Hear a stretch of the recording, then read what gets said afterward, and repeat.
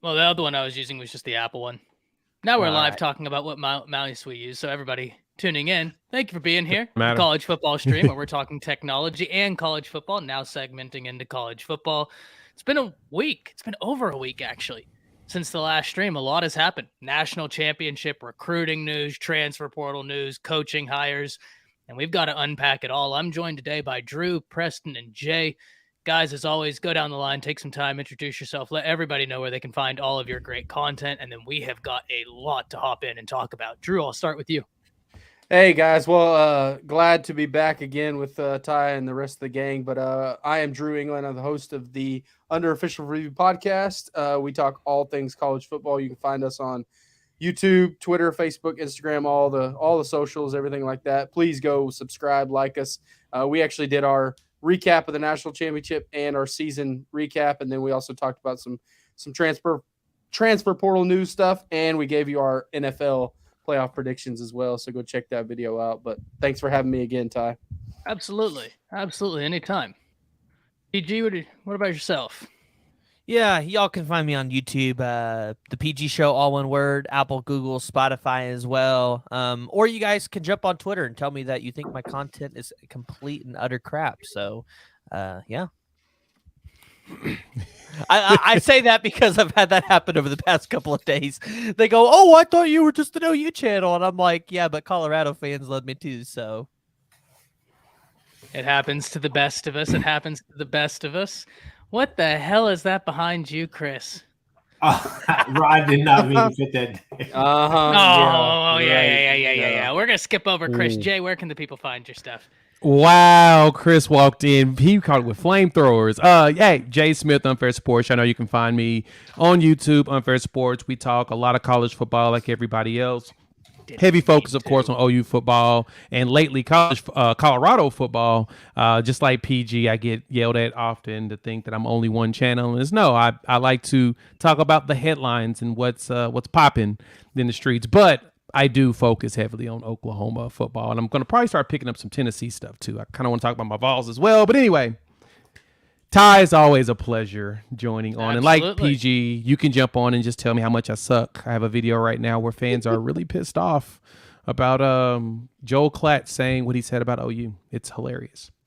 Everybody gets pissed off about Joel Klatt in general, so it doesn't matter what he says. How are people pissed off about that? Because, listen, if OU goes out there and wins 11 wins next year, I wouldn't be shocked.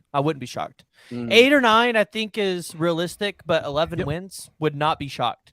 Class said the same thing. He said those 5 games that were one possession, not to go too far into it, if we flip those, which you can be done with veterans, why couldn't we be the next TCU? But, well, and if DG ain't hurt, you probably don't lose that game 49-0, and that could have probably been another one possession game. Boom. It's been interesting to see. Now, Chris, we're not going to completely skip over you. Where can the people find all your great content?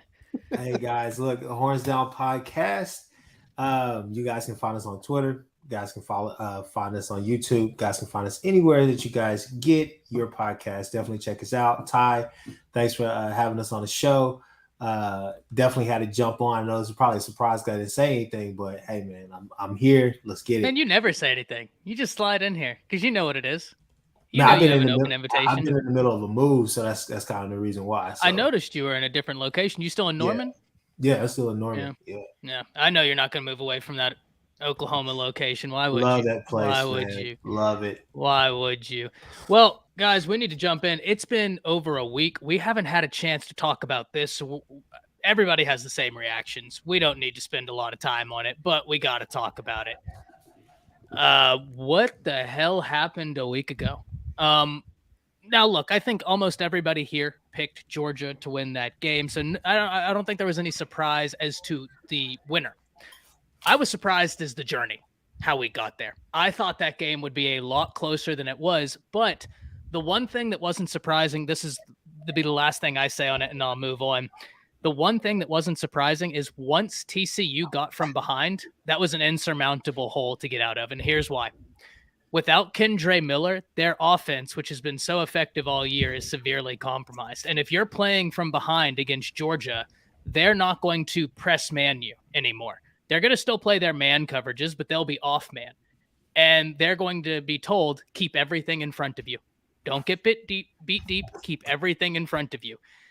At that point for TCU, that's a hard recipe to come back from, where Georgia is not having to play as aggressive. They can keep everything in front of them and still get the results they want. That was a slaughter.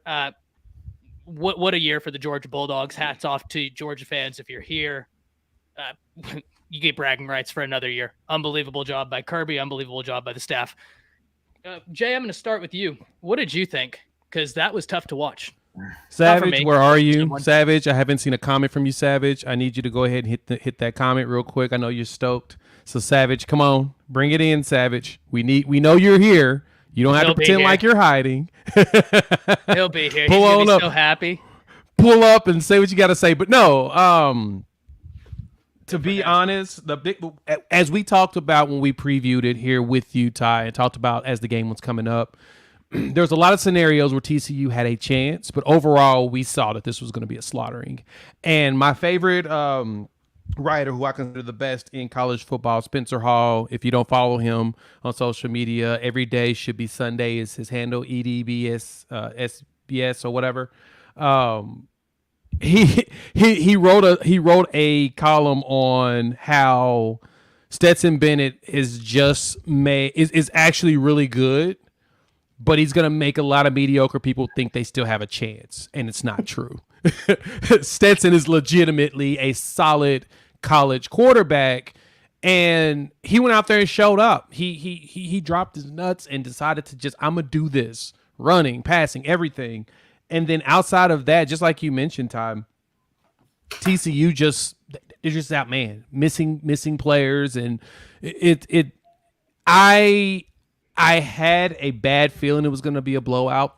I just wanted a good game. I wanted what we had the first weekend. I wanted some games that felt like everybody had a chance. Georgia was just like, no, we're not going to allow that. And so we got the product we got. And so as many people want to say this, and this is my last thing on it, as many people out there that want to say that TCU did not deserve to be there, no, they deserve to be there. Every team that is able to go out there and lose only one game or go undefeated deserves to get boat raced by the best team in the country. They deserve it. Everybody deserves the opportunity, because you never know. There's going to be that one time we're going to get shocked. This just wasn't that time, and it's okay. TCU showed us that if you build in the transfer portal properly, and I'll let you go, Ty, if you build in the transfer portal properly with veterans and you get buy-in with good coaching, you can turn your team around quick and start to build something sustainable long-term. They just weren't Georgia ready, who's been building for years. And Jay, one thing you and I had talked about consistently going into this is, one, the total difference in stars, right? Like we talked about the talent, but the other thing you and I had talked about, I specifically remember, is we cannot be proponents of the 4-team playoff system and simultaneously argue TCU didn't deserve to be in. I'm an Alabama fan. Everybody knows that. Would Alabama have gotten beat by Georgia that bad? I don't know. Probably not. I would hedge my bets that they wouldn't have gotten beat that bad. Yeah. But at the same time, TCU won the games. They didn't have 2 losses. They deserved to be there. You can't be a proponent of the 4-team system and not acknowledge as much, in my opinion. They earned the opportunity to get slaughtered. I love that. They earned the opportunity to go and play the game, and they did. We got our answer. PG. Or Jay, go ahead. I'm sorry. Oh, no. I'm good. Go ahead, PG. The last thing I was going to say was on the 16-team playoff. Can't wait to have that discussion again in the future, because everybody's going to say it's not. We're going to have great games up until the Final Four, just like we do every year. So just be prepared for that. Yeah, and then when the Final Four gets here, it's going to be a slaughter. A slaughtering. Yeah. Yeah, I mean, in a 4-team playoff, this showed you exactly that TCU deserved to be there. I mean, I don't understand why people want to play the card that they don't deserve to be there. I mean, they won their games. Their only loss was to Kansas State, and people are discrediting that, like Kansas State didn't go make it to a New Year's Six bowl. It's a good team. Well coached. Yeah, no doubt. No doubt. Yeah, I don't really know where people are getting that from. And you know, this is why I think a 12-team model specifically works, because this, I think, was the year where I think the college football playoff was wide open. Anybody really could have made it, and anybody could have competed with Georgia on any given day. Unfortunately for TCU, they just had some pretty key injuries, I think that inhibited their offense a little bit. But I would have liked to have seen, Ohio State in that championship game, Michigan, Alabama. Shoot, I would have even liked to see Tennessee again.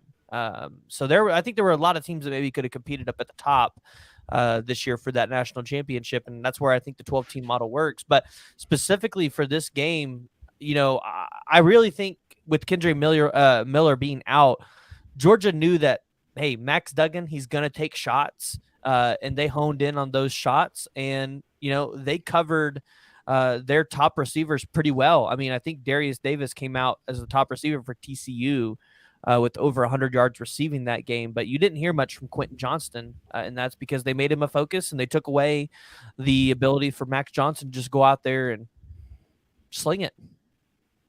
Yeah, 100%. 100%. Drew, what was your thoughts as a coach watching that? I'm interested to hear from you. I mean, it was, and like I said on my show yesterday, our new episode's out if you guys haven't saw that, but me and Zach kind of broke it down, and but I expected it to be a more of a gap. I said like 45-27 was my prediction for the game. Georgia was going to win, but the thing that really stood out to me was Georgia up front, offensive and defensive line, just did whatever they wanted. And especially on offense, Georgia was like, all right, you want to throw it? We'll throw it. You want to run it? We'll run it for 10 yards a pop. Like, it was just at will. And then their defense clamped down, made them one-dimensional. Max Duggan was, I mean, he was trying. Like, don't say that he wasn't, trying to go out there and win the game. He's one of those guys that's a gamer, and he's going to try to do whatever he wanted. But Georgia, man, was just dominant. But here's a hot take for you.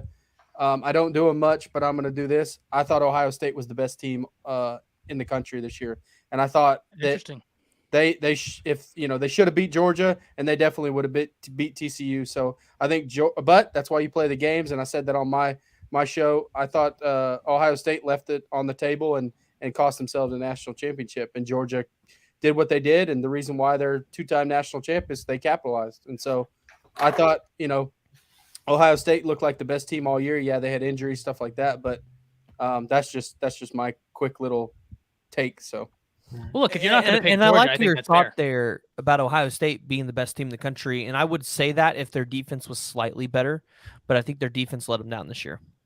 Well, I mean, one game, you could say that. So, I mean, Michigan, but everybody wants to say that Michigan completely dominated the whole entire game, which they didn't up until the fourth quarter. So, I mean, Ohio State took the risk to That's say them J.J. McCarthy championship can't rounds, throw the though. ball. yeah, but that's football. Hey, hats off to Georgia. They did what they had to do, and that's why their championship team is they finished. Yeah, no doubt. I think Ohio State was great. I do have probably more questions on that defense than you do. I know I probably look at that Michigan loss a little bit different than you, only because with Michigan, what's coming. They dared them to stop it, and they couldn't. It's almost like with LSU when they had Leonard Fournette. You know what's coming. You either are able to step up and stop it, or you succumb in the fourth quarter, because typically rushing teams, that's when they break you, and they broke them in the fourth. But then on the flip side of that, nobody expected them to do what they did against Georgia. They should have won that game. You're 100%. And I think that's the beauty of football, is that you make adjustments. And I think they made a lot of adjustments against Georgia's front and was able to slow their running game down. So, and Georgia's a better running team, I think, than Michigan. So, yeah, but I think one of the things between the Ohio State team and the TCU team against Georgia was you really got to see a talent disparity between those two teams. Oh, yeah. Right? Like, Georgia had a total of 14 players that were they had 1 5-star and 13 4-stars.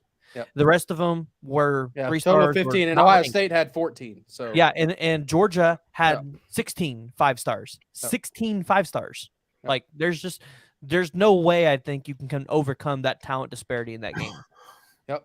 Well, like Hank said, Bowers was kept under wraps for 3 quarters against Ohio State, and he went off against TCU. But I think even with Bowers, I'll just jump in here now. I think there's a bunch of key differences between the Ohio State Georgia game and Georgia TCU game. Obviously, we could talk about the score. One of the biggest thing is that, and here are my 2 words right here for this game: expectations and bad tendencies. You had an expectation. You came into this game with the expectation that Max Duggan was going to break off and try to make plays with his legs. You had an expectation that they were going to try to exploit your safeties, try to exploit those gaps in your zone in your zone defense, because it's the Raleigh system, right? If you go back to the Ohio State game, we talked about this before. CJ Stroud was able to, use his legs to do a little bit of damage, but also he was able to move the pocket and keep plays alive. And then when you have just a wide receiver core that he does, he was able to make plays down the field. But, I mean, Georgia didn't really account for that. And I think one of the things that you saw from Georgia and with Bowers being limited, I mean, I heard things about him being sick, but my whole thing was this right here was that, hey, look, I think Georgia and I think Michigan in those semifinal games came in there with game plans that necessarily didn't equate to what they had been doing all year. And so in this game, you saw Georgia just be aggressive. And they were getting there with 3-4 guys. It didn't matter who was on that D line. They were getting there and they were getting pressure. And also their spy didn't have to do any real work in that game, in that championship game. You could literally watch the spy on a number of snaps, and you could see him maybe take 2 steps, and he's not even tackling anybody. Well, there was no the thing, like you said, there was no downfield threat for TCU. They isolated Quentin Johnson and said, "Hey, we're going to take you away from it. Yeah. You're going to have to beat us with somebody else." Darius Davis had a couple big plays, but consistently, and that's what CJ Stroud was able to do, is he was able to stretch it down the field, and they had to account for those guys down the field. And so when you see those coverages bail, CJ Stroud was able to take off and do something with his legs because that was the passing game was there. But then again, and I agree with that. And then on the other end of that, like I said, bad tendencies.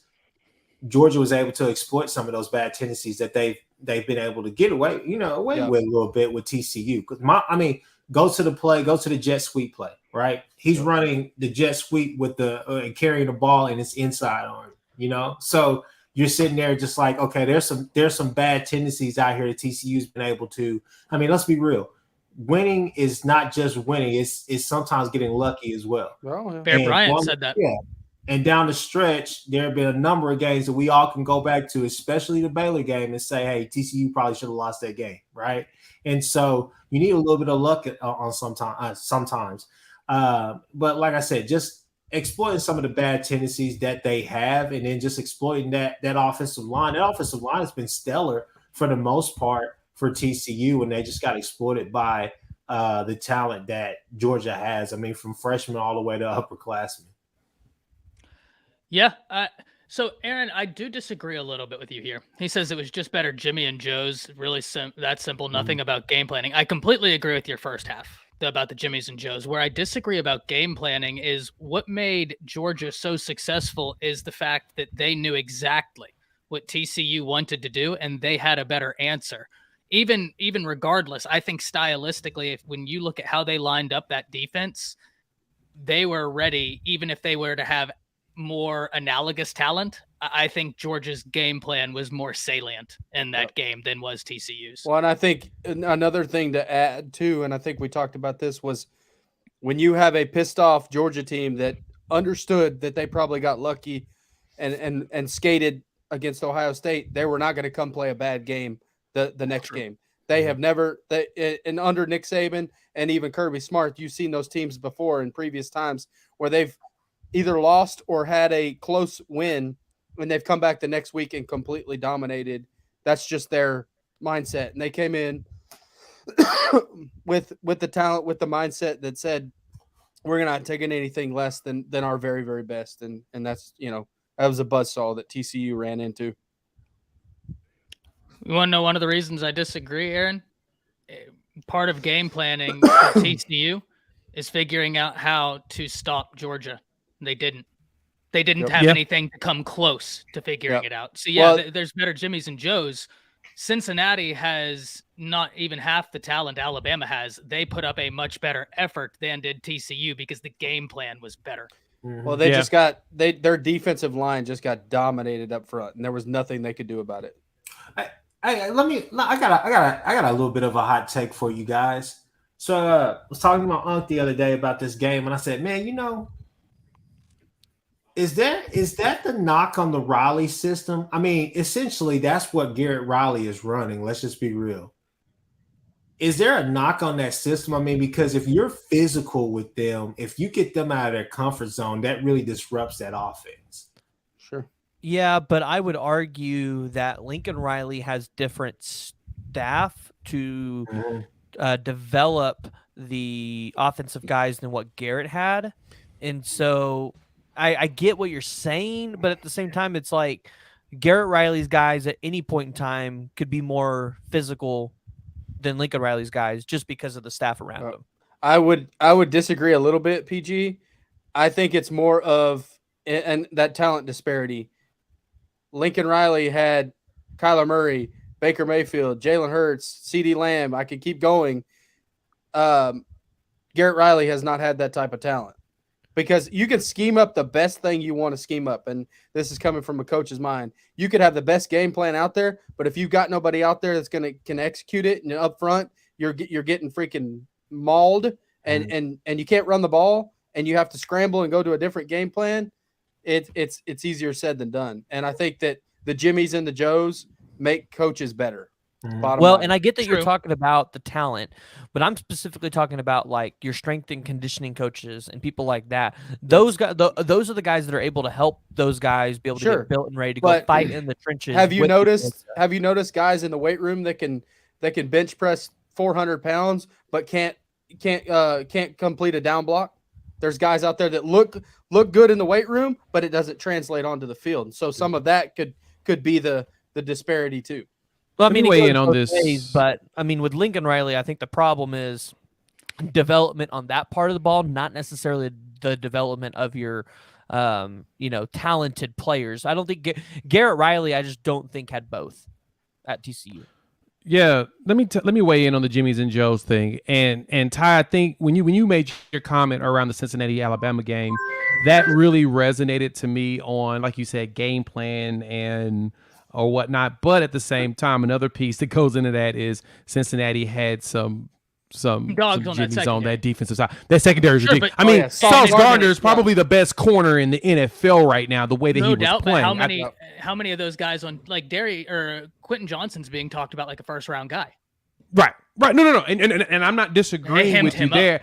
I guess the next thing is what's the execution going to look like when he gets to the next level? But Georgia was prepared. I think it was more of a better preparedness by Georgia in the situation, just kind of like what Drew made mention of. At the same time, executing just against talent that's better than you. Like sometimes you have to supplement your talent with scheme. And you know that, Drew, as a coach, sometimes your team is just not as good as the other team. So you have to scheme it to where you hide some of that stuff. Georgia was just ready for it. And in some cases, it wasn't Jimmy's and Joe. You're not going to line up and run, okay, we really want to come out here, we really want to run gap scheme, or we really want to run power here. But they come out in the first couple drives and just nail you to the ground, and you can't do anything.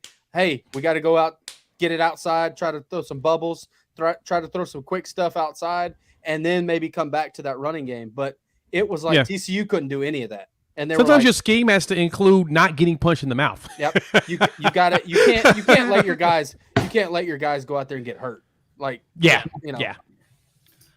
Day, thank you for the 99 cents. Thank you for being in here. Earlier you said you missed the no wired. Yeah, it's been wild, man. Also comes in here, it says Oklahoma wins the Big 12 next season. We're going to talk about that towards the end because I know Jay wants to talk about some of the things Klatt said. So we're going to get to that towards the end. What I do want to talk about, though, is some general college football news right now before we get into some specifics, some Oklahoma, some Colorado, some Alabama. And there was something we wanted to talk about this evening. Before you jump into that, Ty, I want to say this. While you're here, hit the like, subscribe, and that bell notification. You know, Ty always does a stream twice a week. Sometimes he may add an extra one. Jump in, join the family if you're new to the channel. And if you got friends, hit the share button. Why? Because sharing is caring. Appreciate that, my man. Get that man to 20K subscribers. Let's go. And I know close. So far Jimmy away. had a question in the chat. Quentin Johnston and Kendre Miller both declared for the draft already. Yep. Big literally 5 minutes ago. I just saw it from Kendre did a couple hours ago. Yeah. But Quentin just did, I think. Yeah. So, Ty, lead the way. Let's talk about that news. So, we had a big-time quarterback in college football. declare for the draft today, and we were talking about it in the chat, and we wanted to talk about it this evening. CJ Stroud declaring for the NFL. There was a lot of ramblings that he could come back for another year, having not had the conference championship, being that close. And Drew, to your point, even if you and I might not see Ohio State the exact same, I don't think that there's an argument to be made that they were the best or second best team at the very least this season. You know what I mean? Like at worst, that's where you're putting them. So I wasn't that surprised. And I'm going to be very simple with this, guys. I see that type of guaranteed money because when you look at these top quarterbacks, the past few draft classes, they're getting their contracts guaranteed. They're making sure all of that. I just don't see turning down that type of guaranteed money. We know football. It's a physical game. Nothing's guaranteed. I know there's draft insurance, right? Chris, you could probably speak more to that. You'd probably have a greater insight into that. That's only a couple $1 million. Gotcha. Yeah. I know there's NIL, but we say only a couple $1 million, like it's. But to that, when you're talking about $32 million guaranteed, that's a big disparity. I think the bigger thing for him too is my big thing for him is this right here. Go now. You're not going number one next year either. We all know who's going number one once he comes out. That's a fair point, man. Yeah, that's actually a really good point because you got Caleb next year. You're stuck. No matter how good you do, Caleb is number one next year. No matter how bad he does, he's number one next year. The talent is just there, just like you mentioned. I don't see anybody taking it from him. I would disagree. I don't think it's a guaranteed. He's a guaranteed number one. Chris, what do you feel about this comment right here? The way I feel, I feel just like his Bills whenever they have to go against the Chiefs. It's what, they're going to dominate the Chiefs? Absolutely. No. The Chiefs are about to smack that this year, so don't worry about it. I'm not worried about laughing. The laughing. You come to see me, but no, like Drew. Look, I'm sorry, but he's not going number one. Caleb hands down is the number one quarterback there. And I disagree. There's going to be a couple of other guys too that could. Who in next year's draft, Drew? I would love to know who next year's I'm talking draft. about if you were talking about CJ Stroud was still in that conversation. I don't think Stroud outdoes Caleb. I think CJ Stroud is a better quarterback than Caleb Williams. I don't think he gets drafted higher than him though. Next year too, and I think Rattler is going to be a top 10. Stop. Here we go. Stop. PG, take that jersey down behind you. PG, that's my. Hey, PG, I know Chris hurt right here to say this, but listen. Spencer Rattler is an NFL style quarterback. He is. Now that I think is true, but I just don't think he's going to be a top 10. Spencer Rattler has to put at least 7 to 8 Tennessee games on the on film for the NFL scouts to really bump him into that. He has to really say, hey, look, that my second year at OU wasn't me. My first year at OU, my first year at South Carolina, and the second year at South Carolina, that's me. Like, that's the guy that everybody fell in love with. But he's saying Penix. I don't know. Penix with those two ACLs, that's hard. But I would just say just talent alone, the charisma, all the rest of those things, people are going to want to play with Caleb. I think Caleb is next year, I think he's undoubtedly the number one. It's his spot to lose. Yeah. So here's the thing. I think that one of the things, what happened? This statement. Yeah, go ahead. This is fascinating. I'm going to go into this statement real quick. I'll just say my piece on this. Here's where I agree and disagree. I agree with Drew when right now, if you're asking me, hey, who's probably the more ready quarterback? I think it's Stroud. I think it's Stroud, and he's seen more football. You know, we got to remember Caleb didn't have a senior year of high school, man. Like, you know what I mean? Like, those are formative years, and he plays in a great league. That Gonzaga team he played for in D.C., it's a private league. They play big-time football. So every year he's in high school, that's big-time lessons he's getting. 1 year removed, that's significant. Yeah. But here is where I do agree, Drew, with both Jay and Caleb, or with Jay and Chris. The NFL trends to draft off of upside as opposed to raw production. And that's where I think Caleb Williams is going to win that debate between Stroud and Williams is the upside they'll argue for him. Well, let me ask you this. Will Caleb Williams be able to use his legs that much in the NFL when everybody else is faster than him? Yes. No. Kyler, Not to that same agree. Enough. But Nope. enough. Yeah. Enough. He's not a more polished passer than CJ Stroud. I agree with that. I'll tell not. you this right here. I'll put it like this. And Chris, I'll let you go. Give me just this one statement. Anthony Richardson is graded as a first-round draft pick. That should tell you what NFL GMs think when they look at it. Just like Ty said. But he's graded. He's graded by the evaluators in the NFL specifically to be a first rounder because of upside. Not saying you're wrong about CJ Stroud being a better complete quarterback. I'm just saying that most teams are going to go for the guy that, if the offensive line is trash, has an ability to try to keep the play going, which most of your top 3 draft picks are. Mm-hmm. I think CJ is going to go to a team that's a little bit more better established when it comes to that, and then he'll be super successful, just like Jalen Hurts did at Philly. They upgraded the line and made the team better, but he used his legs when that line was awful. And so I think that that's what a lot of teams look at when it comes to that upside what can we develop him into a monster? And we saw it happen last year when he struggled with a not so good offensive line. He's a true freshman. Come on, Drew.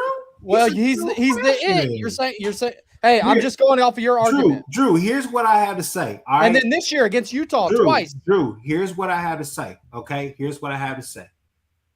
2 things. First, potential wise, there are a number of comps, but I can go off of just current quarterbacks right now.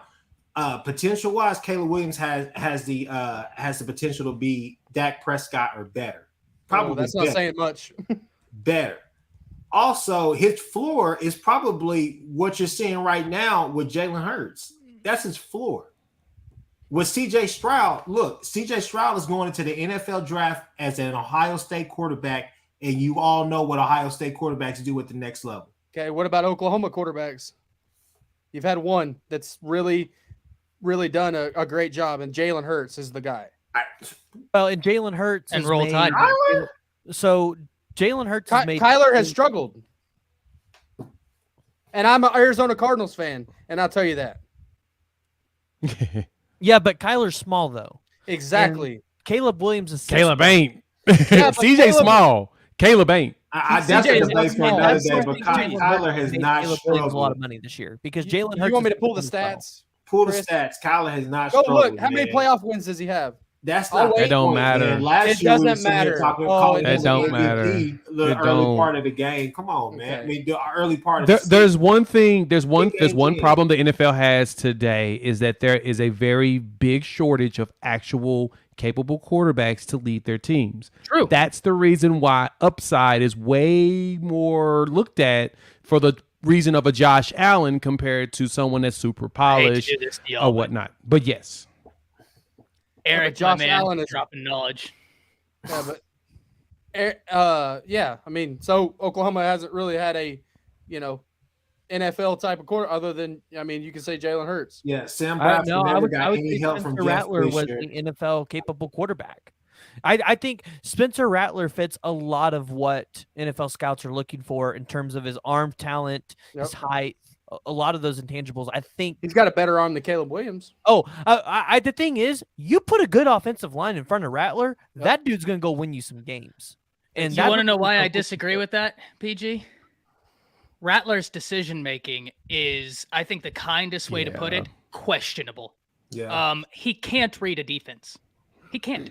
He throws into triple coverage like it's going out of style. Unlike any quarterback I've ever seen at a Division 5 power. No, you could argue him and Baker Mayfield do the same thing. So I say really struggles reading defenses, and I'll give you the play that will resonate with you, PG. How did your season open up? Not this season, last season against Tulane. We're not talking about last season. No. But hold on. You have to look at the whole body of work. No. But this is my point.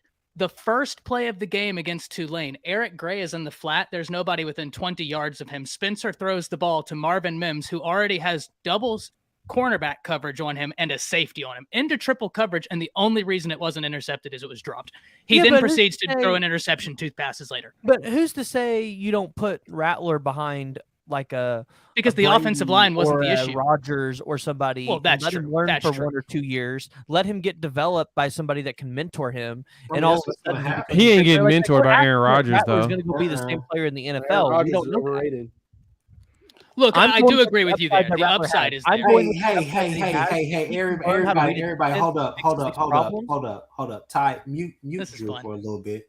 Please mute Drew for a little Oh bit. no, of course I not. can't, This is what makes I it can't fun. listen to Drew today. One Drew. Super Bowl in 12 years. Oh, wow. Well, I mean, guys, before we continue this, there is a thing we need to talk about because there's, well, maybe not one of us. I think I know of one of us on the panel. I know one of us. I don't. Did someone say Dak was top 5? Chris, I think he did. I Dak just said he was good, and then Drew said that's not saying much. It's not.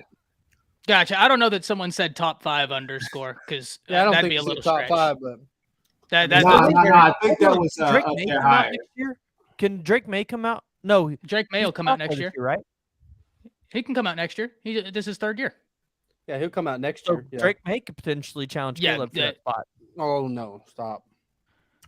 No. So this is where, yeah. But to get us on this topic, right? I know there's one person on the panel who thought that CJ Stroud should have stayed. I don't know if there's more than one, but I know there's one. So, PG, the floor is yours. Oh, boy. It's just as simple as this. Like, I really would have liked to have seen CJ Stroud at least win some sort of championship at Ohio State, because fair. Ohio State, you have all of that talent around you. And what does that tell you going into the NFL, where you're going to have a better talent at all positions than you did at Ohio State, right? That's the thing that I think that's the only thing that concerns me. And I think a question that is going to come up in a lot of the interviews is, why couldn't you win a championship at Ohio State?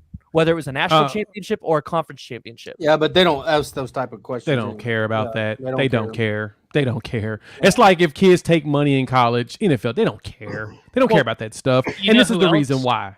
This is the reason why. And real quick, the real big reason why with this is, regardless of what you did in college, if you've got talent, they want to be able to groom you to be the guy for them, period. And for CJ to not win championships in college, to them, it's like, can you throw the pass? Can you read defenses? Because the thing is, when it comes to championships, this is where I disagree with Drew as far as he's talking about 12 years to Aaron Rodgers. Championships are a team accomplishment. It's not an individual accomplishment. If you ain't got everything else around you to make sure that you can seal the deal, if your corner gives up a long play, or your linebackers or your safeties give up 2 70-yard rushing touchdowns against your rival, what is CJ supposed to do about that? I mean, he can't be on defense and offense at all, even at the next level. So for them, it's more of a, did you compete? What did you contribute? And the numbers he put up, he contributed. It's just his defense and the rest of the teams didn't make him happen. They're going to look at that more than anything else. I think if he would have came back another year and really tried to prove himself under the winning category, he possibly could himself bumped him up to number 1, because I don't know if he's going to go number 1 this year above Bryce. Oh, he's not. Or I don't even think he's going to go above Will Levis, because it seems like these NFL scouts love him. Wait. You just said something about winning, and you said Will Levis is going to go above him in the draft. Yes, but right. I think NFL scouts look at Will Levis and, look. PG does have a point. We know that these draft experts, Todd McShay and Daniel Jones. Look at Daniel Jones.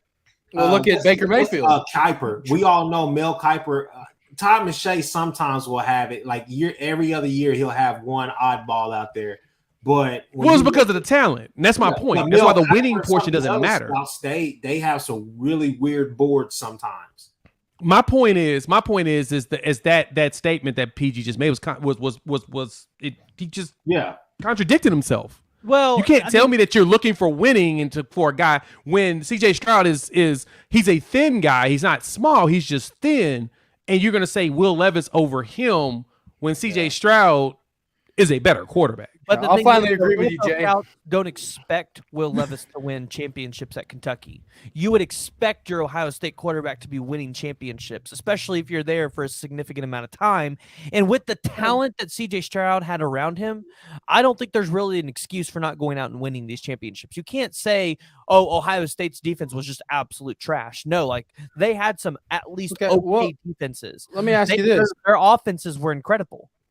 If Jackson Smith and Jigba and everybody's healthy all year, they win the national championship. No, you can't question. say that because you don't. Know I can because they should have beat Georgia with a limped offense going into that. Hell, game. they lost Harrison Jr. in the third quarter. If he stayed in the game, there's a good chance they would have won that game. I agree with you. There's a good chance they would have won that game, but we wouldn't know because the game never got played with those guys. Now, right now, McShay has CJ Stroud as the number 4 pick in the draft. He's the second quarterback selected in the draft, and he goes to the Detroit Lions. Oh gosh, that makes sense. I don't think the Detroit Lions are taking a quarterback. Oh, they need one. They have to. Yes, they need a quarterback. Jared Goff is old. At his age, it's time to start looking at the future. Yeah, you better go play golf. I don't think so. Here's what I do agree with you on, PG. I think it would have been awesome for him to win. I think it would have been awesome. But at the end of the day, I don't think this is a Disney movie. Right? And I just think that there's real money involved in this. And we saw Jalen Smith get injured, and he was going to be a top 5 pick, top 10 pick. Maybe I don't know about top 5. I take that back. I might be getting a bit ahead of myself. But he was going to be a top pick regardless. Yeah. Well, and everybody's saying that Stroud, exactly to Hummus's point, he's 215, 220 pounds. How big do you want him? He's not Josh Allen, obviously, but yeah, I need him closer to 230 just to absorb hits. Well, it's no different than I say about Lamar. I think Lamar needs to get to about 230, 240. I think Caleb can get there though. He looks kind of chunky, to be honest. Like CJ looks like he's more chiseled, and that's usually the quarterbacks that get hurt the fastest. Your chunky ones absorb hits. That's why Peyton Manning and Eli Manning looked the way they did going into the league. They were able to take those hits off those. You know what I'm saying? Like most your quarterbacks, you want them to absorb a shot from a defensive end that's 290 pounds and runs a 4.40. Well, that's what I'm saying. Caleb Williams ain't gonna be able to escape and run like that. He's not Kyler. No, I'm not talking about escaping and running. I said absorb the hit. He's more chunky. That fat absorbs better than muscle. Yeah, that's the thing about the difference between Kyler and Caleb is I think Caleb can withstand the beating that Kyler can't.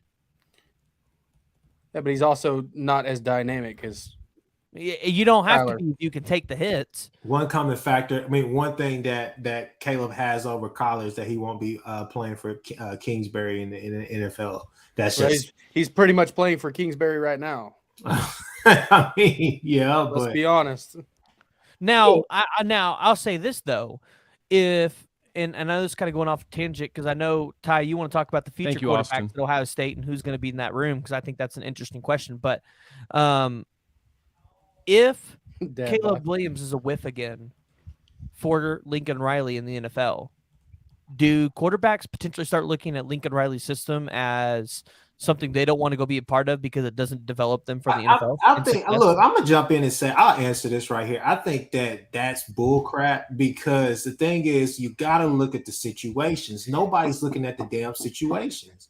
We're sitting here talking about, we go back, Drew's like, OU quarterbacks haven't did this. What did Jeff Fisher do for Sam Bradford there? Did he put a good offensive line in front of him? Did his freaking wide receivers were older than all of us probably combined. He never coaching matters. Coaching matters. Yeah, you can go look at what Baker did with McVay. Coaching matters. And then with Baker had a good rookie season. You can't sit here and deny he didn't have a good rookie season. And then the coaching changed, and just the culture up there. Let's just be real. It's the Alex Smith situation. Like Alex Smith had like 7 coordinators in 8 years. Lincoln Riley quarterbacks don't know how to read a defense. Exactly. Well, that's true. Because and so it's not that's just my question Riley. is if Caleb Williams goes out to the NFL again and whiffs, that's quarterbacks really rely that Lincoln Riley is going to continue to put them in positions for success.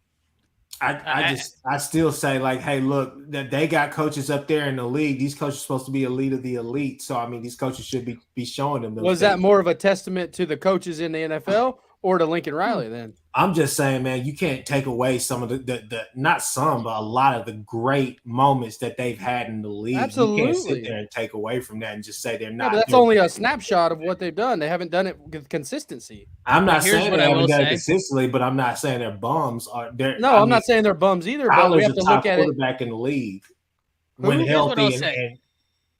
So here's the thing. Whether they end up working for 4 contracts, right? I don't know that this generation is going to look at that because they see Lincoln still putting guys into the first round. Yeah. And until the NFL stops grading them that high, the recruits are still going to be just as incentivized to go to Lincoln because he's showing, hey, what happens there. But here's the thing, man. What happens in the NFL? Like we see 3rd-round quarterbacks make it to 4 contracts, whereas a 1st-round quarterback might not. But the difference is that 1st-round quarterback got that rookie deal. And like that can't be denied. I hear you. I'm not disagreeing with you. I think you're 100% right, but I also think we need to take into account the incentivization of a 1st-round contract. And as long as the NFL continues to take Lincoln quarterbacks in the 1st round, because they produce so much in college, they're going to continue to be incentivized to go to Lincoln. Yeah, but what happens when other coaches outside of Ryan Day and Nick Saban figure out the pitch that, Lincoln Riley's system doesn't develop you for the NFL, and if you come to Alabama, Ohio State, or wherever, we can make you more money because we can develop you and put you in a better position for the NFL. Hold up. Let me get this one. Hold up. You can't say it for them either. They ain't got that. Yep. They haven't done it. Nope. They have not done it. This is the thing. This is the deal. This is the deal when it comes to going to the league.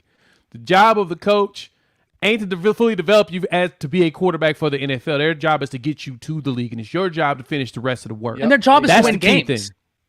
Their job is to win games. You want to know one of the biggest problems in high school football? And I think we could name so many quarterbacks. A lot of these guys come to college and they're not developed to be on a college level. No, I'm not saying anybody's going to be. The problem is a high school coach is paid to win games. So if he's got a quarterback that he's like, hey, if I just tell you to play Superman style football, just go out there. You're more athletic than everybody. I'm going to win games and you'll still go to college because you're just a freak athlete. But that's not developing them for the next level. And with the shortage. And with the shortage of quarterbacks in the NFL today, go look at the quarterbacks. There's probably 12 quarterbacks that could potentially lead their team to a Super Bowl. That's it. And the rest of them, they're NFL quarterbacks, but they all keep shuffling in and out so much. The job of Lincoln and them, Lincoln does a great job of getting guys to the NFL. The guys from the NFL's job is to do their part. The sad part is that both Kyler Murray as well as Baker Mayfield had atrocious coaching. You can't deny that. Atrocious. Not on Kyler's part. On Baker's, definitely. Cliff was awful. Okay, Cliff was proven to be awful his entire time. There was points that were made about him of how predictable he is as a coach and the way that he was doing things. But he also had no business coaching in the NFL either. That's my point. That's atrocious coaching. If you're up there in the NFL coaching, you shouldn't be there. That's the point. What if Caleb Williams goes to a situation where he's got a good coach and still flops? I mean, if he does, he does. That happens. You can't do anything about that. And it happens all the time. That's the reason why it's so hard. Because defensive coordinators, honestly, are better than the offensive guys. They're better prepared. It's just tendencies happen, and they do a great job of studying those tendencies. So those quarterbacks struggle. It is what it is. That's why there's a shortage. To be honest with you, like getting drafted is one thing. It's great. I know the money and all the rest of that stuff. But that's the reason why you see a lot of people always say, "Hey, a kid like Pert sliding down to the 3rd round and going to the Patriots. Oh, that's a steal. That's a good place because they're going to develop him." People ask me all the time, like Chris, hey, what would be a great place for this kid or that kid to go and play basketball? Like, what basketball organization right now in the NBA would you want to send your kid or somebody to? I said, hey, the Thunder, the Spurs, teams like that, because those organizations are going to take the time to put the right people around them and develop those kids to become pros. And that's what you need. Look at Brock Purdy. everybody knows Brock Purdy is going to show his actual Iowa State self at some point. But Shanahan is putting him in all the situations to win. He's simplifying things and he's adding layers on it as they go. It's all about the situation and the coaching. It's not that these guys are bums or different things like that, or they just are whiffs or whatever. It's just the fact that sometimes they get into these sorry situations. The talent around them is not at an adequate level. Sometimes it is. I know Baker had Odell and all of them, but they could net with Kitchens, with Stefanski. It's just been a crap show, and it's been a crap shoot as far as how the offense. Yeah, because they came in there with all these different styles. Sooner or later, you got to put the excuses aside and go play football. Yeah, I get that, but I'm just saying, like, it's the NFL. It's a business. Nobody's gonna cry. Nobody's gonna let you cry on their shoulder. I'm sorry. That's fine. I'll let it's you cry on my hard. shoulder. Yeah. It is hard. So suck it up and go play football. That doesn't mean you're gonna win just because you're on the field. Right That's my point. It's hard. What we're pointing out is that what we're pointing out is that there's a lot more behind just playing quarterback in the NFL and going on the field. It's schemes. It's preparation. The quarterback can do as much as he wants to as far as being prepared. This Dolphins fiasco then in the playoffs this past weekend, I know Ty wants to move forward, but real quick, the Dolphins fiasco with the coach not being prepared on the plays and stuff, not paying attention to what downs it is. Yeah. At a certain point, the quarterback's in there calling the plays, trying to prepare. He's doing what he can. Can't do anything about that. And Drew, I agree with you. It's on them. It's about just going to play. You're right. But at the same time, it's hard. It's hard. Yeah, but when you're in the media trying to pump yourself up, it doesn't do you any favors either. I feel that. Sometimes you got to shut your mouth and just go play. That's fair. Nah, not when you're in the NFL. You got to have an ego. Yeah, you do. But if you got to have that play to back it up too. Oh, Ty moved to this one. Go ahead. There we go. Which one? Ty, I'm gonna move it on. That last comment that you had up there. But now let's go to Coach Prime. Let's go to Prime. Yeah, well, look, guys, Coach Prime making moves. I mean, they got two guys out the portal this weekend, Jordan Dominic from Arkansas and Georgia Tech. Ironically enough, do y'all know where he went to high school? Do you know where he's from? I don't know that he went to high school, but you know he's from right outside Miami, isn't it? You know what city? Your hometown. There's an interesting correlation. He's from Lakeland. Lakeland, you know who else is from Lakeland? Deion. Kermani McLean. Yep. Kermani McLean. Also from Lakeland. Not that that's going to have any bearing on the Kermani McLean thing. I just find it intriguing, so I wanted to point it out. But, guys, Prime is – I said this in the video I made. Coach Prime is an individual that moves the needle, right? And at this point, if you're someone that thinks, I don't think he does, I need some proof. I'm not saying he's going to go win a national championship next year. I think you inherited a 1-11 team. But – I gauge these things by how the excitement of the players is.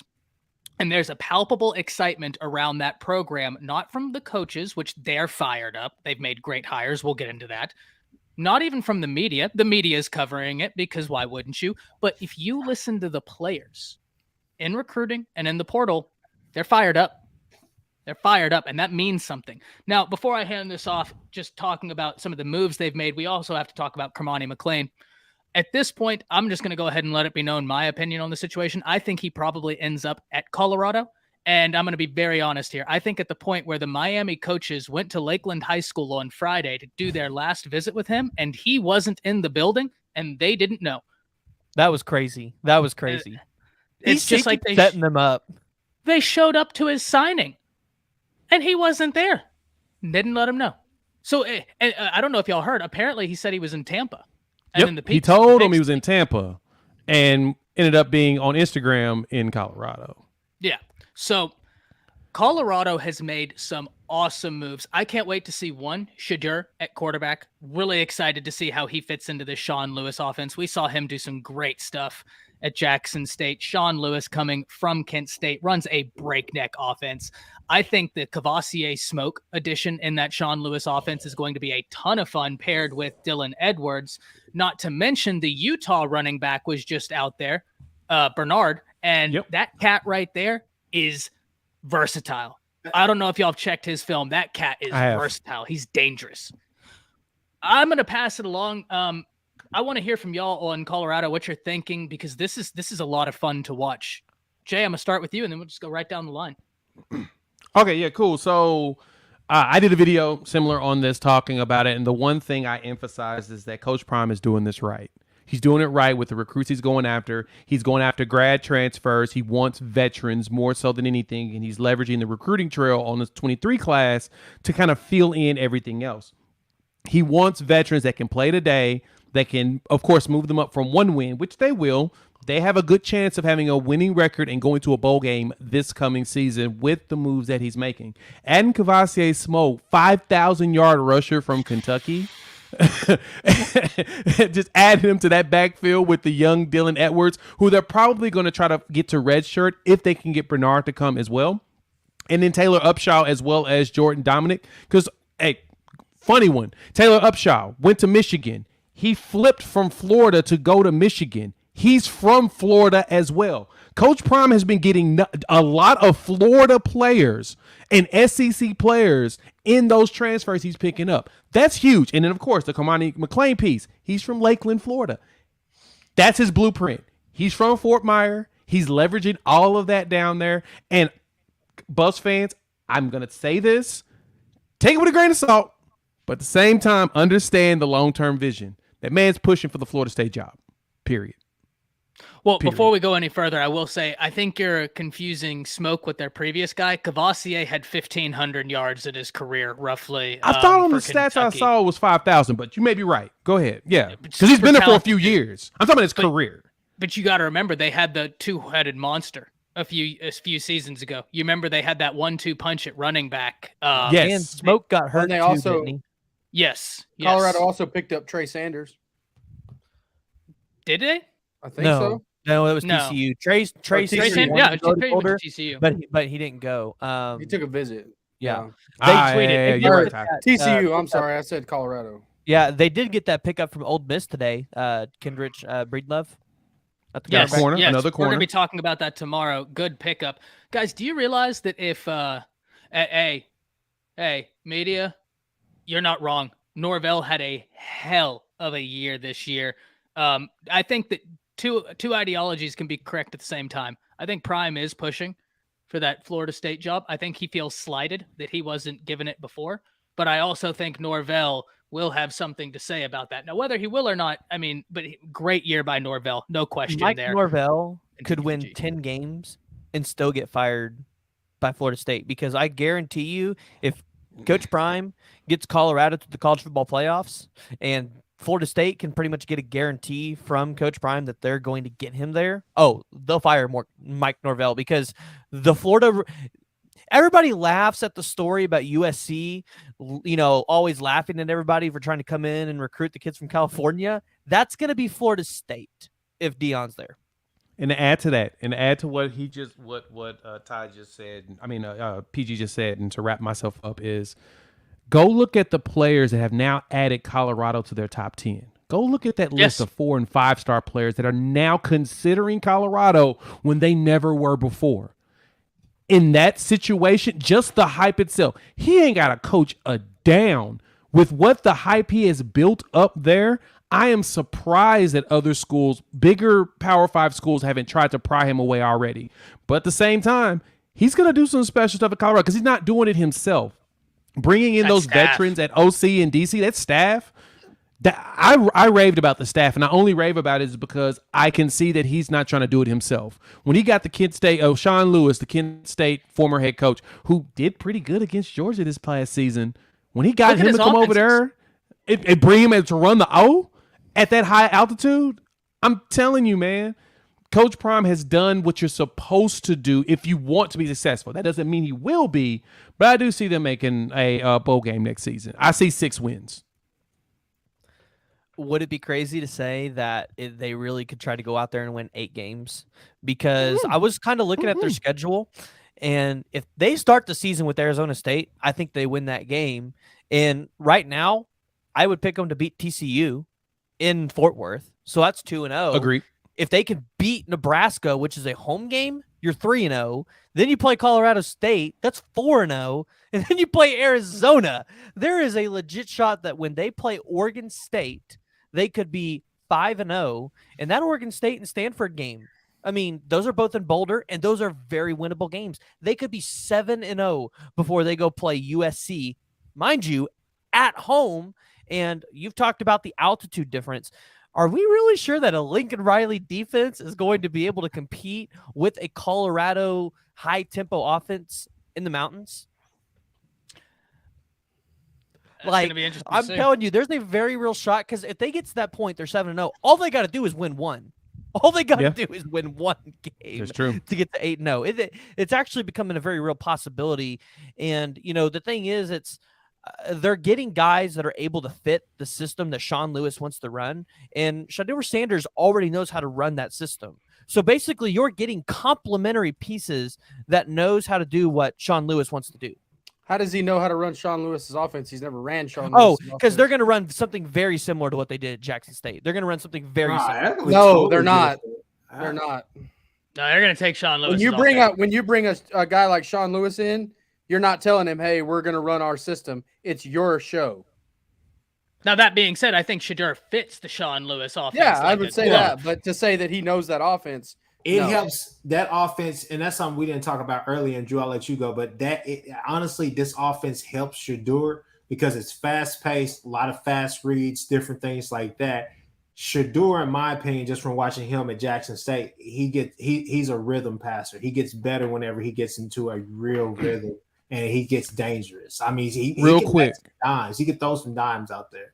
Real quick, the offensive coordinator from Jackson State was Brent Bartolone, who worked at Washington State under Mike Leach. And this Kent State offense is going to be similar. Yeah. We'll see. Listen, I'm really bought in on what they're doing at Colorado. I've seen it. Sure. I've heard about what they're doing. I don't see them not winning at least 6 games. And I really think 8 games is a possibility. 9 games is probably their ceiling. Yeah, I don't disagree with that at all. I think that they're doing some great things. People keep asking about what are they doing on the offensive line, defensive line. Guys, they've made some moves. Like, they have made some moves specifically on the offensive line. They've made some moves on the edges. I'm interested to see what they do on that interior. They that got Yusuf. They got Yusuf from Florida. But he's an offensive line guy. I thought he was interior. Oh, interior defense? IDL. Yeah, IDL. I'm sorry. Yeah. That's where they probably need to strengthen. But outside of that, they made great moves. Dominic, though, was a huge pickup. Huge for that line. I mean, he got 7.5 sacks last season at Arkansas. He's had, 40 quarterback sacks over his career? He had 6.5 sacks before he came to no, he had more than that. He has 15 sacks, I think, total in his career. I think he has 16.5 because I think he had 9 sacks before he got there. 9 out of all I know is Georgia Tech. That's probably as of right now that sits as their biggest transfer portal addition outside of the Jackson State kids. I can agree. He or Cavassier smoke, but I agree. Or Jimmy Horn. But look, we're splitting hairs here. Now I'm talking about they have Jimmy Horn Jr. They have Cavassier smoke. And if they win Xavier Weaver, who played next to Jimmy Horn Jr. at South Florida. Yep. And Weaver's 6'2". Yeah. Come on now.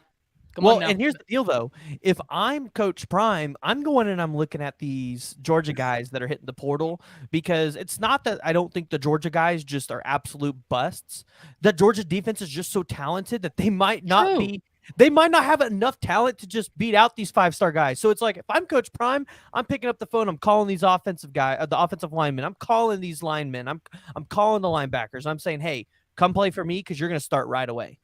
So one thing, and before I pass it, Drew and Chris, I want to pass it to you after this, but I want to address 2 comments right now. One from Neo. He says, but we'll have to see how Coach Primes adapts to coaching a Power 5 team, and that's completely fair. And the other one says, Colorado will be facing some of the top offenses in college football. Now, I think it's fair to say that whenever we look at the effects of the transfer portal, you can bring along your offense quicker than you can bring along your defense. A lot more gelling has to occur. But this is what I'll say. Guys, did you know that if we were to rate Jackson State, which there's a lot of factors, this is an oversimplification, but here we are. If you were to rate Jackson State's defense, they'd have been the #1 scoring defense in the nation. They allowed less points than Indiana or Georgia this past season. That defense But was stingy. people are going to discredit though because it's in the SWAC and they don't want to. Sure, but they're playing against. And they don't have even want SWAC to talent playing consider against that SWAC talent. translate. They don't want to but they consider have that Travis SWAC Hunter was the against number one SWAC. player in the country at one point. Yeah, the way I look at it is they have SWAC talent playing against SWAC talent. Agreed. Exactly. And he's out there doing big things. Now I think Against the SWAC defense. talent. Yeah, but with SWAC talent. Exactly. Yeah. Drew, so once don't he be gets hateful Power to Coach 5 Prime. to Power Don't 5. be I'm hateful to not. Coach Prime. But y'all are not gonna like what I'm about to say. So Listen. I just want you to know if you want people to go sub to your channel, I would not be talking shit on Coach I'm Prime. not. I like the point that somebody just said though earlier, the comment before this. I mean, here's my thing though, Drew. At some level, couldn't we have said the same thing? But when he got to Jackson State, like we Yeah, haven't seen him absolutely. coach here, And he did it. Yeah, well, it's another step. He's doing making all the right moves, doing everything that he can. But like with what PG said, there's a lot of ifs and buts and coulds and all that in those predictions. I'm one of those guys that, hey, he's tracking, he's doing all the right things, he's making the right moves, he's putting together a good staff. But I'm not going to sit here and say that he's going to go win 8 games. That's foolish, But it's one of those things where could he come in and turn it around and go to a bowl game like Jay said? I would lean more towards that type of. You know what? You know what? I will put a steak ranch or a ranch steakhouse dinner on that they go win 8 games next year. We'll see. No. I'm calling it. I'll put it on here right now. I will bet you a ranch steakhouse dinner they go win 8 games next year. Believe it when I see it. My whole thing is with Colorado is this right here. Look, it's great on paper. It looks great. It looks really good. The whole thing is that it could be boom or bust because we all know the portal can be it can bless you and then also it can take away from you as well. 100%.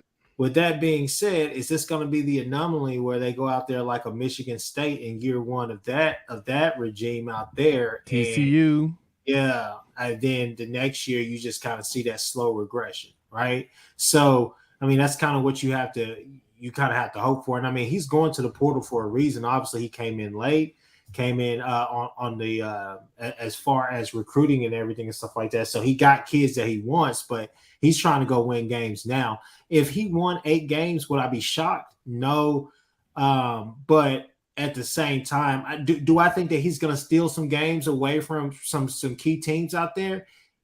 Yes, I do. I think USC is somebody who's vulnerable, and I can see if Lanning lets the game plan get a little bit too cutesy, I could see them probably that being a hard game for them. But what I would say is Utah is not going anywhere. No, and Whittingham's a hell of a coach. Kyle Whittingham's a hell of a coach. Game plan. And that's the whole thing is that I look, I'll say this right here. I'm not gonna downplay Shador because he played in the SWAC. I'm fine with that.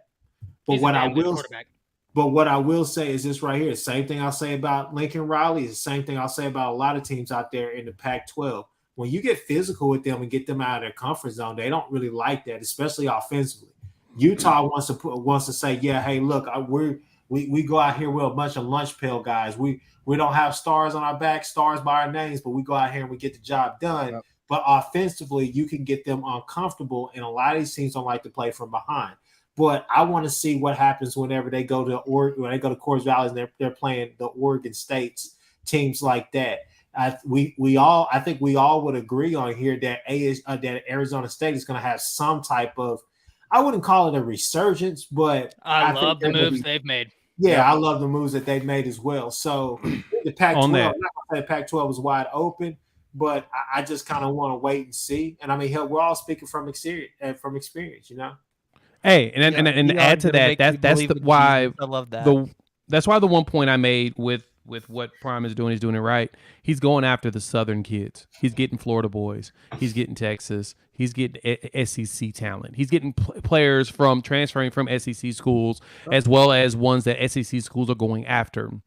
That's going to make him look completely different than any other school out there in the Pac-12, because that's not something that even Riley really recruited that much of. He recruited Texas, but he didn't get a lot of wins out of Florida and Georgia like he should have, even for Oklahoma. And even what Brent Venables is doing, and we'll talk about that probably in a couple minutes, getting those talents from the South your young talents from the South and then getting transfers from the South, bringing them to that high altitude, man, it's going to be a difference maker for them in the SEC. I mean, in the Pac-12. That's going to help him a lot.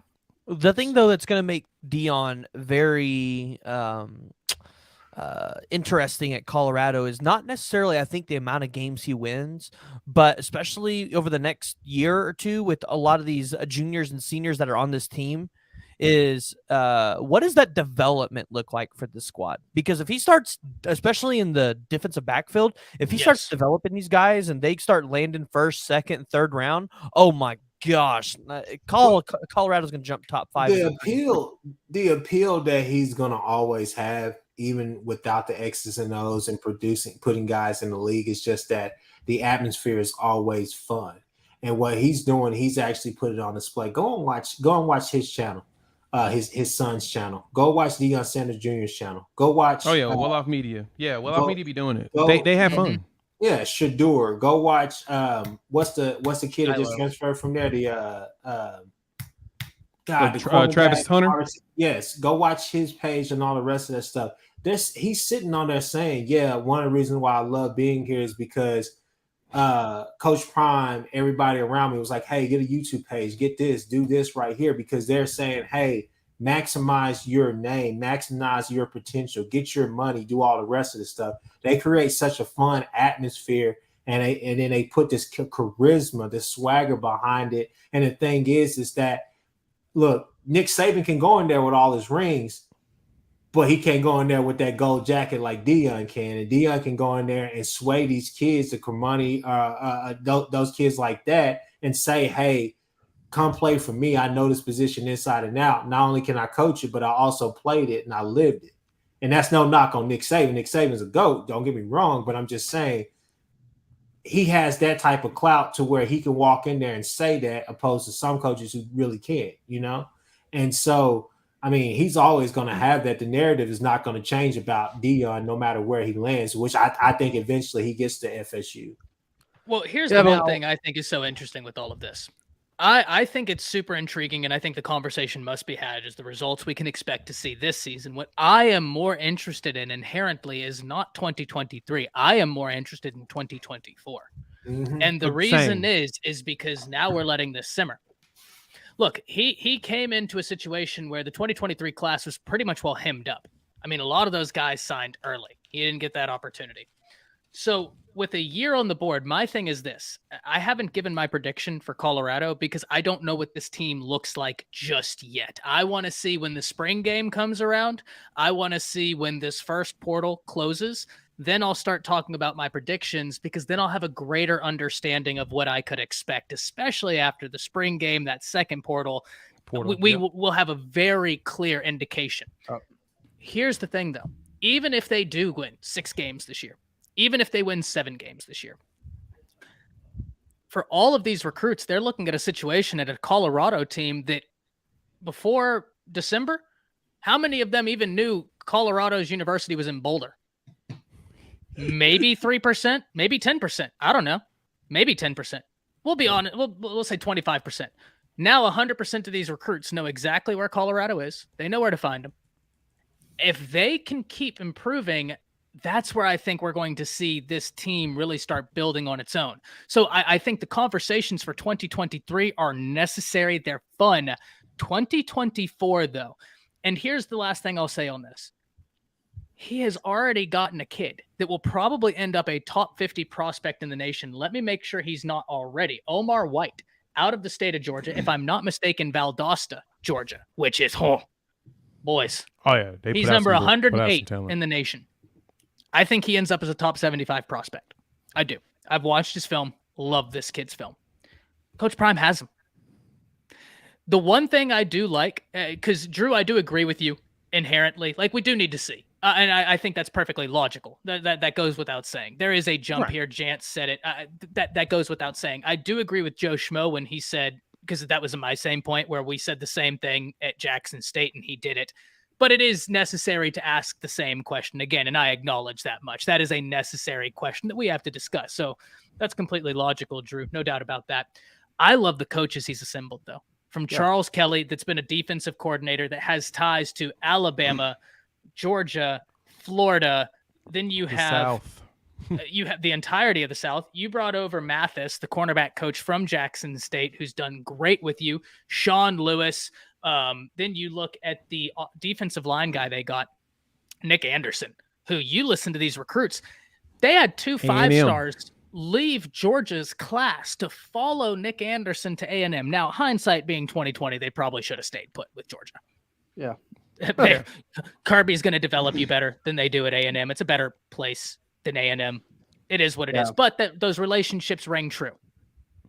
Oh, don't you argue with me, Jay, that Georgia doesn't develop better than A&M. I will throw down the gauntlet right here. I'm just saying Myles Garrett did come from Texas A&M, and they have the one thing that they do put out is defensive linemen. You're not wrong. And I have who was the next defensive lineman after Myles Garrett, though? Superstar, there hasn't been one, but they said out some. I do acknowledge that they at least do work on the defensive line. My point is that's about all Georgia they do. Does work everywhere. No. Like right, fair. That's my point. Is that if there's anything that A&M can get, because there's those schools that produce certain positions, regardless of how good the school is. We talk about this like Iowa. They put out linemen. You look up like, damn, he went to Iowa for real. Nebraska used to be that guy. Yeah, Iowa tight ends too. Yep. Nebraska used to be that school. And that's why I say that like with A&M, they somehow still get these dudes to get there, and they still produce even when the team's terrible, and then they still get drafted high. My point is that if there's a defensive lineman, that's about all they got going for themselves. And I can't stand A&M. Working, I don't think this is a question at all. And I think if this is what you're worried about the wrong thing. Because you're going to have stupid idiots like me fly out of Oklahoma to go watch Colorado football this season. So, but I do want to answer Jance's question that he asked earlier about how long will Deion Sanders be at Colorado? Before you get into that, let me get this donation real quick. Freelance Society with the $10. He says, OU taking too many transfers. I think consistency is key in developing players you already have if talent is there. Similar to UT defense taking only a few players. Freelance, as soon as we get done with the Colorado discussion, we're actually going to move into Oklahoma with the transfer portal, and we're going to address this very issue. So stay tuned for that. That's going to be a good one. PG, I apologize. Back to you. No. So Jance asked the question, how long will Deion Sanders be at Colorado? And, I think it all depends on the job that actually opens up. Deion has his eyes probably set on 2 or 3 jobs that he wants. And I think for him to move on from Colorado at this point, those 2 or 3 jobs have to open. Those 2 or 3 jobs have to be there. Otherwise, what's the point? What's the point to move? Because wherever Deion goes, he's going to be able to bring this attraction. He might get 1 or 2 extra guys a year because he went to a different school that maybe was a little closer to that kid's home. On the whole, he's still going to be in contention for all those kids. He is looking for 2 or 3 jobs that he wants, and Colorado is the stepping stone to get there. How quickly those 2 or 3 jobs become open, I have no idea. That's fair. Drew, what were you thinking? I'm thinking that he has to do the job at Colorado first before he thinks of somewhere else to go. Because it's all going to be built upon what he does at each thing. He's done a great job at Jackson State. He's gonna come, wrestle with the big boys now. And if he does a great job at Colorado, it springboards him there. But we cannot overlook what he has to do here. And you never win games on paper. So what is his job as a head coach? Because I think a lot of people forget that head coaches, they're not really out there heavily calling those plays. That's why you have these great offensive coordinators and defensive coordinators. Now, there are head coaches that call plays, but if Deion Sanders can just go out there and recruit, you can eventually find the right coordinators that can come out there and do absolutely, but you still have to win games. And that's going to happen. That's what I'm saying. Maybe. We don't know. You don't have a crystal ball. No, none of us do. I do. I wish you did. I've already seen Deion Sanders it's not good, but make magic happen on the recruiting trail at a Jackson State. That's Jackson State. I can see him doing 5 times that. Yeah, I could see that too, but we don't absolutely know that for 100% fact. Yeah, there's no definitives at all. But I think the key thing is that on his way. I will say that. Yeah. He's on his way. He's making the right moves to get to that point. 100%. That's been my point the whole time. He has to continue, and now he's got to show the results on the field. 2 more weeks says he'll be there long enough to get his son to the NFL. I think that's completely fair. With his son I being totally there. agree with that. Yeah. I agree with that. Well, it's just I like think LeBron James. He's wanting to wait till retire because he wants to play with his son. Kind of same deal there. I think that's really cool, by the way. That's a Hey, little side I note. heard Yeah. that Bronny likes covered wagons. Stop. Get out of here. Get Boo. out of here with that. Boo. All right, next. He closes deals. Yes, Big LT, he does. There's no question He about does, that. And absolutely. That's one of the things, man. Coach If Prime moves the Colorado needle. wanted a resurgence, man, this is a great hire. Absolutely. But they got it. the thing is, it's not going to be Colorado that just tries to keep him at Colorado. The Pac-12 is going to do everything in their power to keep Deion planted in Colorado, because now all of a sudden, the Pac-12 conference has become a lot more interesting as a conference with Deion Sanders in it. Yeah, but you And also the have Pac-12 cannot afford for Deion Sanders to leave Colorado. you also they need have him to be there. well, hopefully they do, because if he starts winning, that'll help them, because obviously in a couple of years USC and their conference will realign again. If I'm Brett Yormark, I am picking up the phone and I'm asking how long Deion's going to be there, and I am trying to get Colorado to my conference. No doubt. All right, Ty. Yeah. Let's move on to the next topic. Oklahoma, or are we doing Alabama? We're going to do Alabama real quick, just because they're making some moves. Defensive coordinator Pete Golding, new defensive coordinator at Ole Miss. I said this in the waning moments of my video. I don't know if any of y'all caught it. When you leave Alabama, if you're a defensive coordinator and you leave Alabama for a defensive coordinator spot, the quiet part has been said without needing to be spoke. Does everybody get what I'm saying here? Oh yeah. Yep. Yeah. The quiet part was said in the actions. You don't leave Bama to go be the defensive coordinator at Ole Miss. All right. That just doesn't happen. Great get for Ole Miss. But for Alabama, they bring in Austin Armstrong. I think that's a fantastic addition, guys. You listen to guys around the industry. Football Scoop does a phenomenal job. If you're looking for somewhere to get your football information, Football Scoop, great.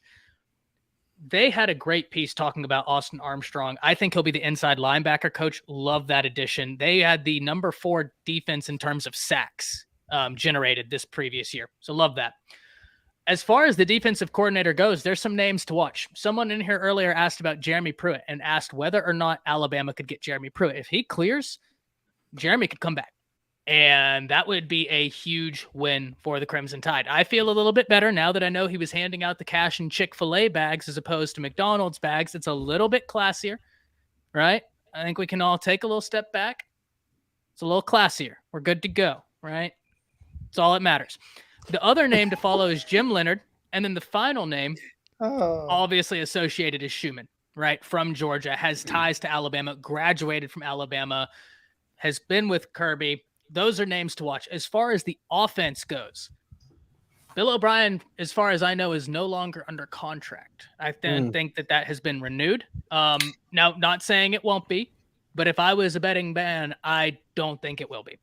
I would bet that offensive coordinator position will officially be open very, very soon. So hold on. How long was Golding at Alabama?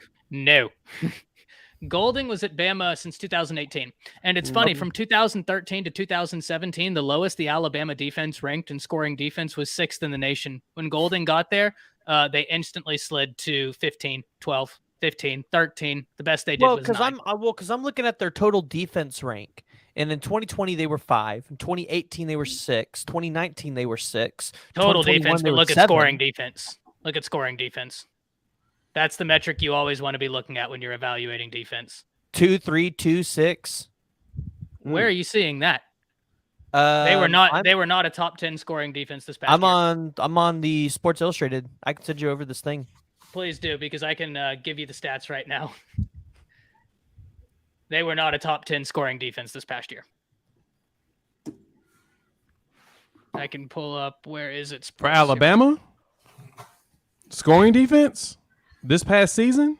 They're number 9. They're tied with Penn State. Okay, they were 9 this year. Previous year, they were I didn't give out previous year 13th, 2029 13th, yeah. 2018 12th. So PG, I don't know where you're looking at that information, but it's wrong. That's not correct. They were Only I'm once top looking 10. at offensive production. Gotcha. Yeah, I'm looking at college football stats. Yeah, I'm totally Sports looking at Source. Alabama's offensive production. So I just talked about how good Alabama's offenses are. Yep. Bill O'Brien staying at Alabama. That's because he had Bryce Young. Yeah. So moves coming in for Alabama. Excited to see it. Joe Brady is the right. Still no coaching offers. That's going to be interesting. Joe doesn't want to come back to college. Nope.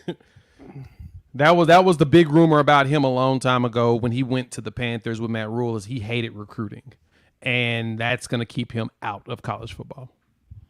Plus, after he wins the Super Bowl this year, he's going to want to stay.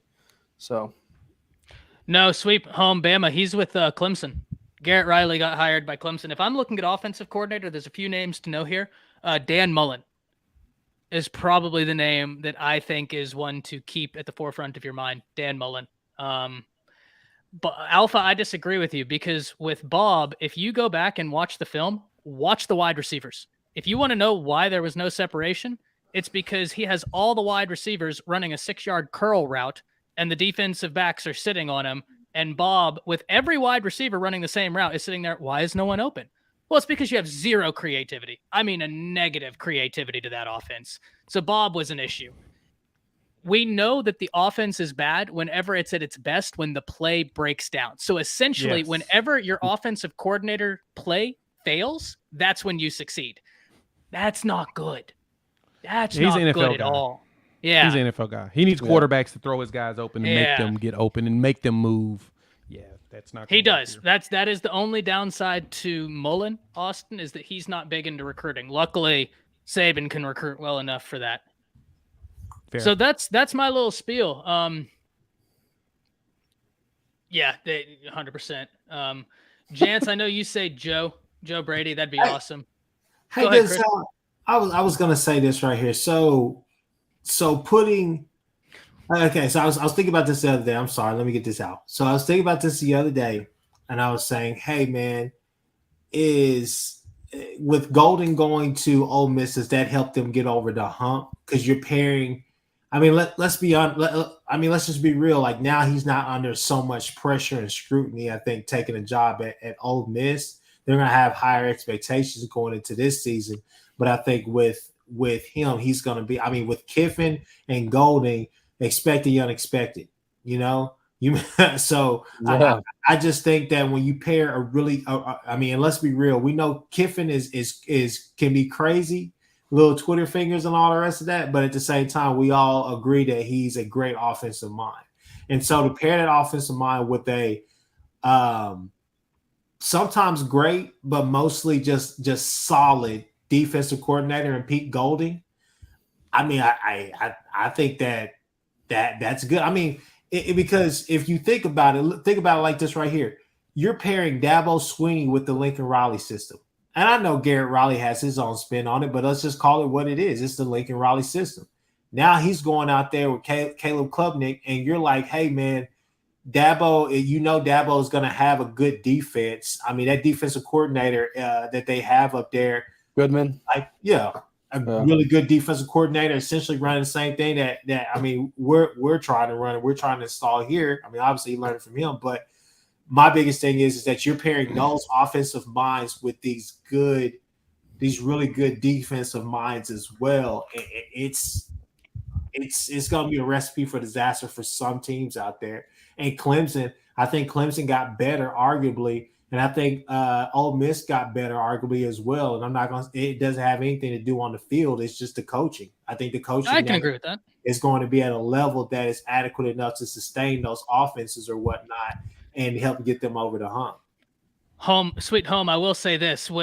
Whatever people complain about the cheetah package, they're talking about that LSU game. That was not the cheetah package.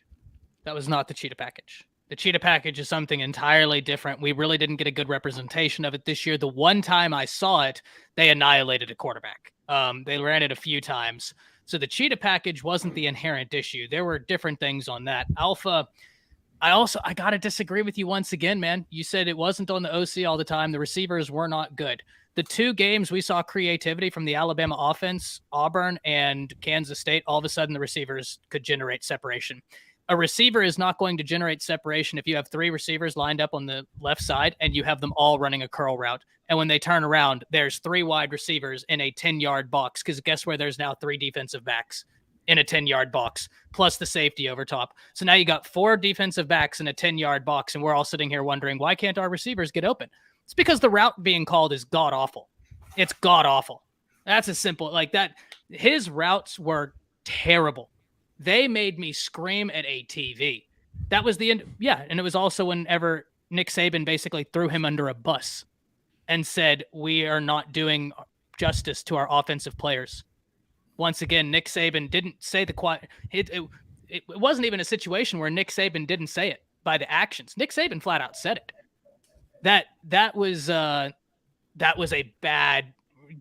All I'll say, Alpha, just go back, watch the games, and watch where the wide receivers were, and it is appalling. It is appalling, the route layering he did. It is appalling.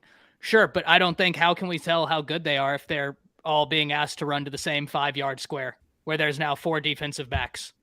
That's just like, that's football 101, and Bama didn't do it. That's why when the play broke down, all of a sudden those same guys all of a sudden become dangerous. I hear you. The receivers weren't on the same level, and that's not my contention here, but I think we're asking a lot of receivers who are being called to run all to the same area of the field. There's a reason Bryce had to run for his life. And working, you made a point earlier about Sark taking Kyle Flood. The Kyle Flood loss was a big one. The Jeff Banks one was big, but not like the Kyle Flood. The Kyle Flood was a bigger loss. And I think that the hire they made after that, Marone, just didn't work out. Love the guy they have now, Eric Wolford. He's going to be that dude. But before we get out of here, they did drop passes, and that's not on Bob. And Alpha, I didn't think that the route running wasn't great, but I'm not going to run a bunch of great routes if I'm being asked to run a 6-yard curl and the 3 guys next to me are being asked to run a 6-yard curl. Because what's the point? Why am I going to sit here and style on you on the route when it's not going to work? So receivers didn't want to run routes because they know it's not going to work. I mean, just simple X's and O's dictate it's not going to work. But do want to pass it to the Oklahoma guys so they can talk about some Oklahoma portal moves. And guys, remember, we had a donation earlier talking about, is Oklahoma taking too many guys out the transfer portal? I'm going to pass it to y'all. What do y'all think about Oklahoma's moves? What do you think about the question asked? Is there too much movement in the portal for Oklahoma? Who wants to lead the way? Go ahead, Chris. Oh, I was just going to say, no, I don't. I think you're addressing needs that you have, and I think you're getting some guys who are going to be able to contribute. I don't think that, especially with us not having a pass rush, look, I like Reggie Grimes, I like Ethan Downs, and I won't go on that tangent again, but hey, look, we got to get some pass rushers in there, and we I mean, this is just the building blocks right here. Still laying that foundation over there, and I mean, Drew, I think me and you have talked about this a number of times. I mean, you got to get those guys in there. Yeah, and you're getting guys that are going to come in and contribute. I think Boythroyd. I'm not saying any of these guys are going to they're going to wow you off the tape or whatever, but when healthy, when able to produce, it's just building blocks, and you're already building on what you think that you have there anyways. I think Isaiah Coe is going to be incredible this year, but we got to see it, and we got to have guys. We got to have guys come in there, and we got to have competition built in there. Not only with these freshmen, we can't rely just on every freshman that we have in this class to come in and from day one and get this offense or this defense and just play. So we need those guys. Walter Rouse, that was a big huge win. And you know, I listened to Eicher last night talk about how you know, he's not as athletic as Guyton, and he's not better than Antoine Harrison, but at the same time, he's a guy who's played a lot of football, a lot of meaningful snaps, and he comes in there and solidifies your left tackle position because Jacob Sexton obviously is hurt. So with that being said, you're wanting to get nastier, and you're wanting to get more aggressive with that offensive line. And the thing is, I think that he's going to. I'm hoping that he can reach his potential on the beat him up, but I think building what you have along both sides of the trenches, more than pleased. Are there some bigger names or some other guys that I would love for us to get? Yes, but with what they've done, I appreciate it and I like it and I'm excited about it because I see what they're putting the emphasis on both sides of the ball in the trenches. Got to build your team that way. Yeah. To kind of piggyback on what Chris has just said, and I think you made one of the best points is are we taking too many transfers from Freelance Society's question? No. And the real thing is kind of like Chris is mentioning, we're refilling the cupboard. We're refilling the stock. You got to have depth. And one of the things that I know that Coach Venables came in, he kind of had the Dabo Sweeney mentality of, I don't really touch the transfer portal. Well, my own guys and my own guys only. Well, coming to Oklahoma, you ain't got your own guys. This is not your players. You're bringing in a class of 2022 that you had to piecemeal at the end of the recruiting cycle because the last regime left right at bowl season. And so for them, recognizing that, this is how TCU was successful so quickly, how Michigan State was successful the year before, they went and put together a bunch of veteran players that have experience and even some experience in a scheme similar to yours. Put them out there instead of trying to rely on guys developing because those young guys aren't going to develop fast enough. You need depth. The young guys are going to play, but having that additional depth is good. So this year, you're going to see a lot of transfers. You won't see this many next year. You'll probably see about 4 or 5 at most, for the most part, depending on who departs. But they've got their class solidified for 23. 24 looks like it's probably going to be pretty good, too, once everybody starts committing. And then that 22 class is also a solid one. So Sark had an additional year, and they brought in transfers to build themselves up, and now they don't have to. Venables had to do that this year because he recognized, we were deficient in a lot of spots. We had a lot of blind spots that I didn't even see based upon the way these players were evaluated. And now they're bringing in additional help, additional players. And that's why a lot of the players you saw leave were non-contributors besides Agwebu and Theo Weiss for the most part.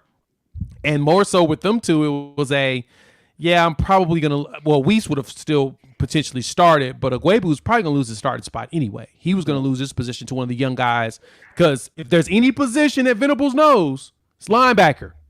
That's his spot, and he's going to play he's going to play his guy. He's going to play the guy that he wants to play at that spot to do everything he needs. And so there was a question about Dasan McCullough. He's going to play cheetah because he's going to play all 3 phases of the position. He's going to be at the edge. He's going to be linebacker. He's also probably going to play some safety. So I expect him to be the cheetah on that. But outside of that, for your question, Freelance, the real key thing here is that Venables knows that he's got to reshape this defense. And that's why we got more defensive players than really offense filled up in this roster in order to be as dominant as he wants to be long term. Drew, you saw you shaking your head. What you thinking, man? I've never seen Deshaun McCullough play cheetah. So all indications that, I would see him playing edge, but I could be totally wrong, but on his film, he's always played edge. So high school he played safety and linebacker. Well, that's high school though. Well, he's a true freshman, so it's only a year away. Yeah, but in fairness though, in Indiana they had his coverage grade, and it was pretty bad. Yep. It was like a 50%. It was not good. Fair. I think he'll play edge. He can increase that. But yeah, I just don't think he's quite athletic enough to play all that different, responsibilities that you're asking a cheetah to do. So, either way, I think it's either him or Kanik at cheetah. Again, I don't think Kanik's a cheetah either. Really? Okay. I think he's an inside linebacker. Yeah, I would have preferred Kanik at cheetah with his speed, but I think the coverage thing is another thing for him too. But McCullough can probably develop at that. What I've heard is that cheetah was where they want him to play. So it's all going to be about development. We'll see what it looks like spring game. And that's what to your point, bringing in that competition, allowing guys to go in there and compete for spots. Yes. It's huge because last year didn't really have a ton of that. You had veteran guys there that were like, hey, you played a ton of snaps. You're going to go play there because, we need you to. We need you to. This year, that could very well easily happen. But you may not see him play in that, hey, this is the lockdown cheetah. You may see him move around and play a little edge, and that's great with the scheme because you can see a whole lot of different moving parts in there.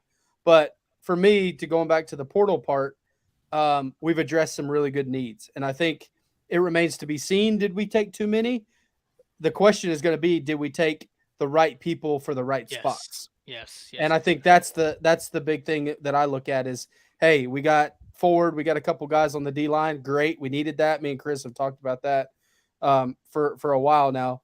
And then, you got obviously McCullough, you got a couple other guys, you got a Pearson, you got a couple really quality hits, but it's going to remain to see, did you get the right guys for the right spots that you need to fill? So, yeah, I mean, I like what we've done, and like O-line, that was a huge get with a couple there. But yeah, I mean, I think it allows you to bring in some more depth and create some competition at some of those spots. Yeah. Working man, a Texas fan, says, I don't like them, but they'll be better.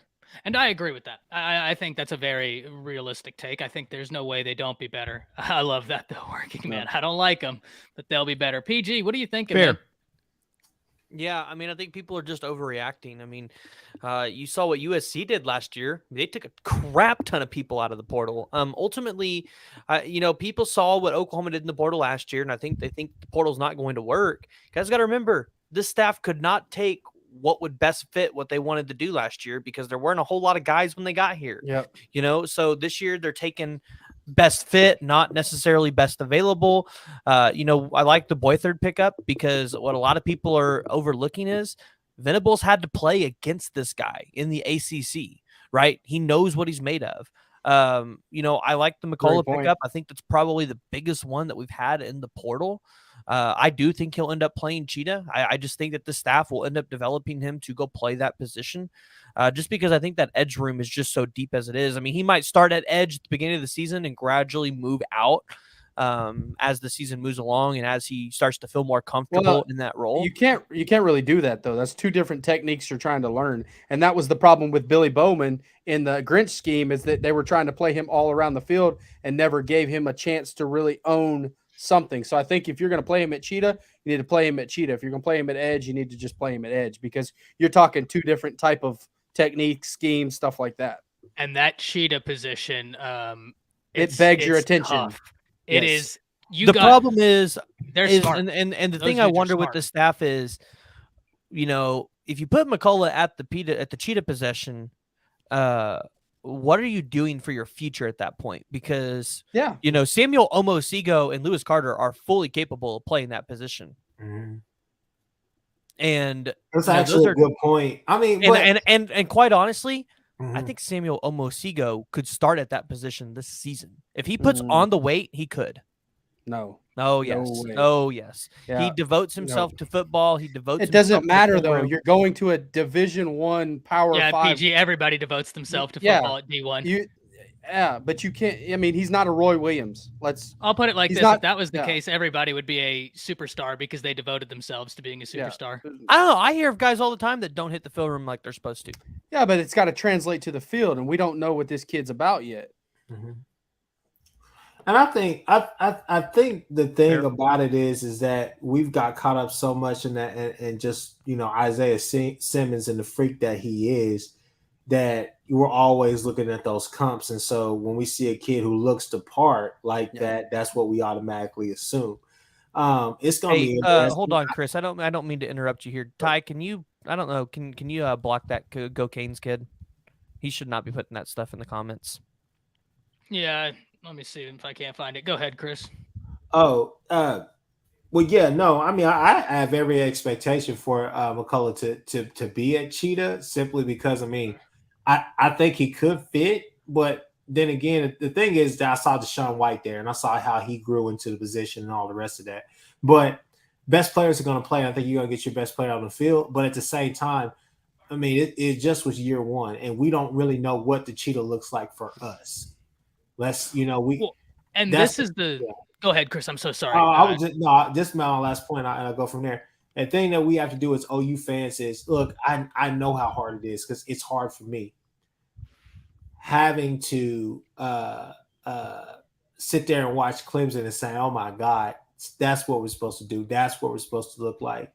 Got to break ourselves. We got to detach ourselves away from that, because we don't really know what the Cheetah role looks like for us. So and at the same time, that's a great point. I'm glad you brought that up, because a lot of people are getting caught up in we're going to be like Clemson. How long did it take them to get to where they got to and win a national championship in 2016 and 2018? Like what, 4 or 5 And- years? Exactly. Here's the thing, guys. Oh. But here's the thing. A long time. What did they? Whenever they won national championships, what did they have? As well, Yep. generational quarterbacks.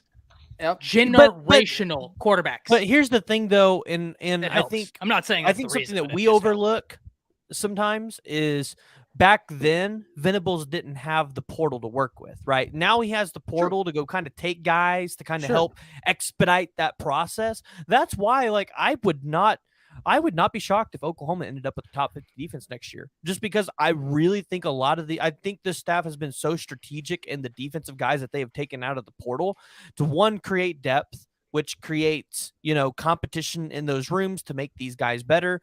But, two, he's gotten guys that fit the mold. They fit the model of what he wants to do. They're juniors, they're seniors, right? They know how to handle themselves on and off the field. They can help the younger guys grow and blossom. That's why I think OU wins 8 or 9 games next year. Would not be shocked if they won 11 or 12. Would not be shocked if they're Big 12 champions at the end of the year and have a top 50 defense. It's just, I really think the staff is strategically went in there, taking guys out of the portal, and I think they're going to take more out of the portal to ultimately get this team and this process expedited. They're not in for another 6 and 7 season. Working. That's such a stupid joke, but I love it so much. Oh man, that actually got me. Neo, yeah, look, I love this question. Can someone explain to me what the cheetah is? And Jimmy, hats off to you. You pretty much well hit it. Jimmy says it's a hybrid linebacker safety. I flipped that, but that's my dyslexia coming in here. We're not going to talk about that. Neo, essentially, there's a lot of different words you'll hear, right? Depending on the defense, you'll hear it called several different things. The quote-unquote cheetah isn't necessarily unique to Brent Venables.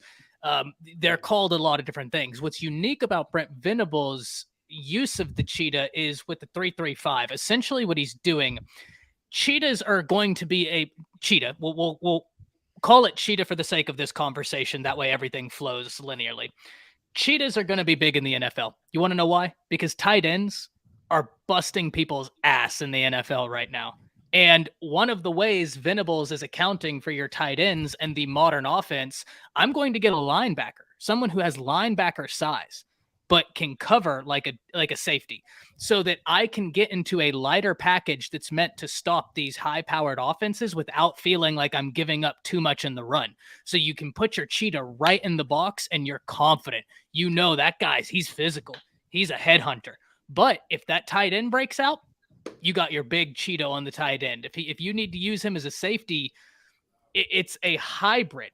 And they're around college football. You see them around college football. They're called several different things.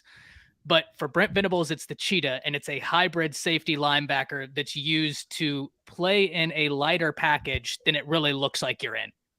Drew, you're the coach. Did I sum that up decently well? Nailed it on the head. I think if you look about, why it's called the cheetah, just think about what a cheetah does in the wild. Hunt. It hunts. That's exactly what you're taught to do as a cheetah. And then other terminologies you can use: a jack, a Leo, a spur, cash safety. There's all kinds of different a glorified terms, nickelback. Yeah, exactly. A guy that's a little, you said it.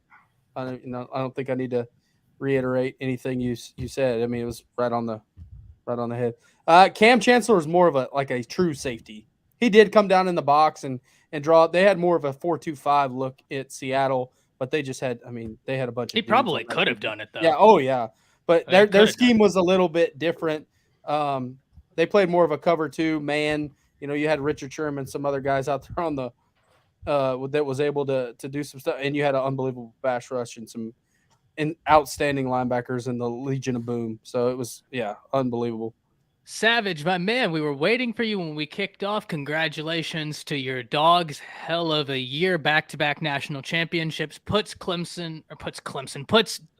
Georgia and Kirby in rarefied air. And why I was thinking Clemson, y'all have now passed Clemson on the college football playoff era rankings of where these teams line. Kirby 100%. and Georgia have now passed Clemson. That's why Yep. Clemson was on the mind right there when I said Yep. that.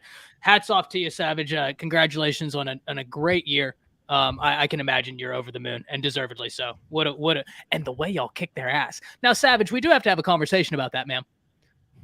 We gotta have a little bit of a conversation about that, Savage. Those were people's children. That was a child of God you did that to on that football field last week. It's a Christian school, man. Come on. Those are children of God. He literally waited for Jay to leave the stream to say something like that. to start clapping. Y'all gotta come on now. This But I is will a say family this. television show. I will say this, and I said it earlier, Savage. You did have a little luck on your side as well. So, but you got it done. I'll quote Bear Bryant: "To win a national championship, you got to be good, disciplined, and lucky." Absolutely. Love that. So, yes, they are, Lexus, but they weren't. I wasn't worried for Georgia's safety. I was worried about the other children of God. I wasn't worried about the Georgia Bulldogs' safety. Did you see what they were doing out there? We needed to protect TCU. They had them a little early dinner on the sideline. My God. You know? And they didn't even take Uga. Yeah. They didn't What's want up, him fam? to. Yeah. Poor TCU. Guys, I think that's going to just about do it. I want to let everybody get over here. Stop now. It's making me feel bad. You should feel bad. You should. You should feel good. But you should feel bad. No. Look, I have a term for this. It's joyless murder ball. And as SEC fans, we love joyless murder ball. Gotta love joyless murder ball. And that's a great example of it. Guys, I think we're going to get out of here. Let the people go watch the NFL playoffs. Dallas Cowboys kicking off. So where can the people find your great content? We'll just go down the line. PG, Drew, Chris. Y'all can find me on YouTube, Google, Apple, Spotify, the PG Show all one word, and you guys can find me on Twitter at the PG Show _ to continue telling me that I suck at making content because it's not just OU. So, but I would rather you jump in my YouTube comments instead. Yeah, tell them on YouTube. Tell them on YouTube. I'm going to. I'll tell you that. No, I'm just kidding. PG does a great job. Go subscribe if you're not a Go blow his channel up for sure. Hey, we might have Javante Barnes on this week, so let's go. That'd be awesome. Yep. Yes, go. Yeah. Well, Drew England, the Under Official Review podcast. Me and my buddy Zach Merrill, the Buckeye. We do a college football podcast. You can find us same places: YouTube, Twitter, Facebook, Instagram, Spotify, Apple, all that good stuff. We like having a good time over there talking about college football. We also are going to do a little NFL stuff a little bit here and there as well. But these guys have been on, and just go over and check us out and subscribe. We need some more subscribers and all that. So appreciate it. Hey guys, you guys can find me at the Horns Down Podcast on Twitter, YouTube, wherever you get your podcast at. Hey, that's at the Horns Down Pod, Horns Down Podcast, all of that. Hey, the Horns Up podcast, you said? Horns Down. First off, you see the sign in the back, go War Eagle. Hey, one thing that we forgot to just to address real quick, don't sleep on the hire that was Emmett Jones. Emmett Jones, good hire. Great hire. Solid hire. Don't sleep on that hire. That's don't sleep on that one. But with that being said, hey, like, subscribe, do all those things for Ty, get him up to 20K. Let's do that. Let's make that a real thing. And Freelance asks Big 12 favorites next season. Here's what we're going to do, Freelance. I have that written down in the notes. Friday's live stream, 5:30 Central Standard Time. That's going to be the topic we kick it off with. Yeah. Favorites in the Big 12. Oklahoma and Texas. Hey, also, too, something we did our last episode. Go check out me and Zach's Way Too Early Top 5 as well. Oh, yeah. It's on our last episode. So we did a little fun stuff like that. We'll have more that type of content in the offseason as well. Absolutely. Y'all do great stuff. Well, guys, thank you for being here. Be sure to hit that like button. Enjoy your evening. We will see you live again Friday. Until then, you already know I'm going to be uploading content every day this week. Go Bucks. Don't you dare say – I'm going to mute Chris just so he can't say more. All right, let's get out of here. We'll see y'all.